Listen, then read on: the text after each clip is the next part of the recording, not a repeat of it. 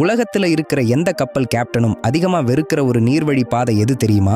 ஏன்னா அங்க ஒரு தடவை போனா மட்டும் 10 லட்சம் US, அதாவது சுமார் 8 கோடி ரூபாய் வர செலவாயிடும். அதுதான் புகழ்பெற்ற பனாமா கால்வாய். ஆனா வெறும் ஒரு கால்வாயை கடக்க எதுக்கு இவ்வளவு பெரிய தொகை? அந்த $1 மில்லியன் பணம் எங்க தான் போகுது? முதலாவது போக்குவரத்து கட்டணம். இது தூரத்துக்கான கட்டணம் இல்ல, கப்பலோட அளவு மற்றும் கார்கோ கேப்பாசிட்டியை வச்சு வசூலிக்கப்படுற அடிப்படை கட்டணம். ரெண்டாவது ரிசர்வேஷன் ஃபீ. பல நாள் வெயிட் பண்ணாம உடனே உள்ள போக முன்னாடியே ஸ்லாட் புக் பண்றதுக்காகவே $2 லட்சம் வர செலவாகுது. மூணாவது டக்போட் சர்வீஸ். குறுகிய லாக் பகுதிகளில் கப்பல் மோதாம இருக்க 4 டக்போட்கள் வழிகாட்ட மட்டுமே $1 லட்சம்.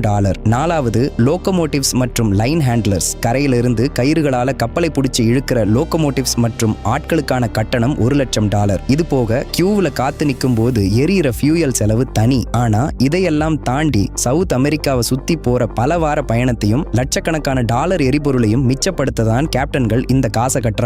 இப்போ நீங்க அந்த கப்பலோட கேப்டனா இருந்தா 8 கோடி ரூபாய் கட்டி பனாமா வழியா போவீங்களா? இல்ல பணத்தை மிச்சப்படுத்த சவுத் அமெரிக்காவை சுத்தி லாங் ரூட்ல போவீங்களா? கமெண்ட் பண்ணுங்க.